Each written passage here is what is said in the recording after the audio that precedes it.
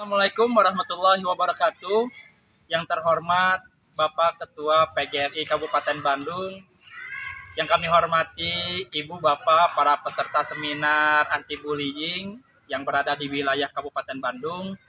Pertama-tama marilah kita panjatkan puji serta syukur kehadirat Allah Subhanahu wa taala atas keberkahannya, atas izinnya kita bisa berkumpul dan bertemu di tempat ini dalam keadaan sehat walafiat. Salawat serta salam tetap tercurah limpah kepada Nabi kita, Nabi Muhammad Sallallahu Alaihi Wasallam, suri tauladan bagi kita, dan mudah-mudahan ini salah satu cara kita menjadi pribadi yang lebih baik dan mendeklarasikan bahwa kita ingin menjadi umatnya yang kelak bisa bertemu dengan Rasulullah di surganya nanti. Amin ya Rabbal Alamin. Izin Ibu Bapak yang kami hormati, saya Robi Ansarullah, salah satu pegiat anti bullying di Kabupaten Bandung. Untuk kali ini saya ingin sharing bagaimana keadaan bullying di Indonesia ini sangat memprihatinkan. Ada salah satu data dari Federasi Serikat Guru Indonesia mencatat bahwa kasus bullying peningkatannya 31% dari tahun 2023 ke 2024. Bahkan kasus terbaru dari KPAI menyebutkan bahwa 810 kasus bullying itu terjadi di lingkungan sekolah. Tentunya ini bukan hanya sekedar data, tentunya ini bukan hanya sekedar angka, melainkan bentuk bagaimana keadaan yang sebenarnya di lingkungan sekolah kita. Ini memanggil jiwa-jiwa kita yang seharusnya menjadi pendidik yang memberikan rasa aman, tenang, dan memberikan motivasi bagi guru, bagi peserta-peserta didik kita. Mungkin hanya angka yang terlihat besar, tapi ada dampak yang lebih besar dari itu.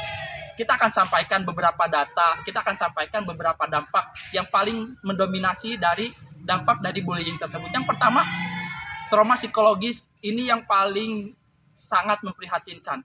Karena dari dampak psikologis ini, ada bahkan yang sampai meninggal.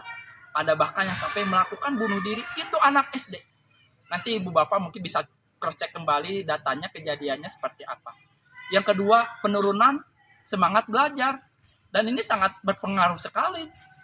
Bukannya semangat belajar, tapi bagaimana nilai-nilai kegiatan di sekolahnya itu akan menurun karena mereka tidak memiliki rasa aman, nyaman ketika belajar.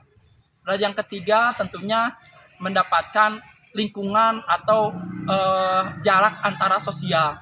Mereka akan menarik diri, mereka akan merasa dirinya tidak berharga, dan mereka akan merasa mereka mending sendiri aja lah dibandingkan mereka harus gabung dengan yang lain dan terus dipojokkan dan terus dibully.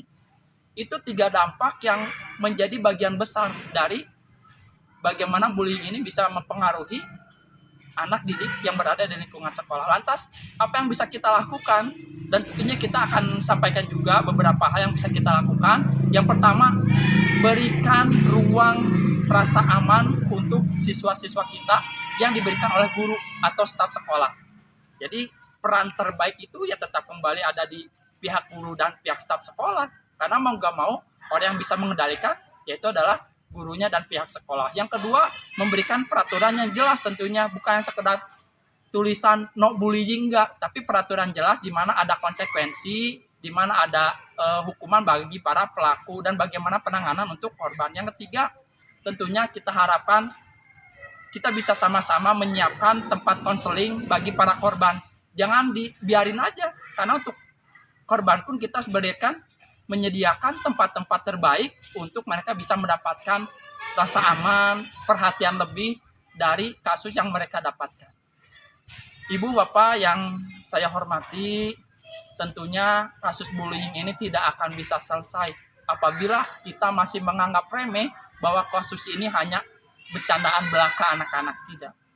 Ini perlu perhatian khusus, ini perlu bagaimana peran kita sebagai pendidik untuk menjadikan lingkungan sekolah itu menjadikan lingkungan yang bisa saling tumbuh dan menumbuhkan bagi para pelajar. Dan tentunya saya pribadi selaku pegiat bullying di Kabupaten Bandung mengajak, mari kita jadikan lingkungan sekolah yang sesuai yang ingin kita harapkan, tidak ada bullying, dan peran-peran kita bisa masuk untuk bisa menjadikan ranah-ranah pendidikan ini menjadi tempat yang aman, nyaman, dan saling menumbuhkan. Terima kasih banyak Ibu Bapak atas perhatiannya. Tentunya masih banyak kekurangan, tentunya masih banyak yang ingin saya sampaikan, namun karena waktunya terbatas, mudah-mudahan di lain kesempatan kita bisa bertemu kembali, bisa menyampaikan yang lebih detail lagi terkait penanganan dan dampak psikologisnya yang seperti apa. Tentunya Syarabi Ansarullah mengucapkan terima kasih banyak dan mohon maaf apabila dalam penyampaiannya masih banyak kekurangan, dan terima kasih banyak atas perhatiannya. Kita tutup dengan bacaan hamdalah bersama-sama. Alhamdulillahirobbilalamin. Wassalamualaikum warahmatullahi wabarakatuh.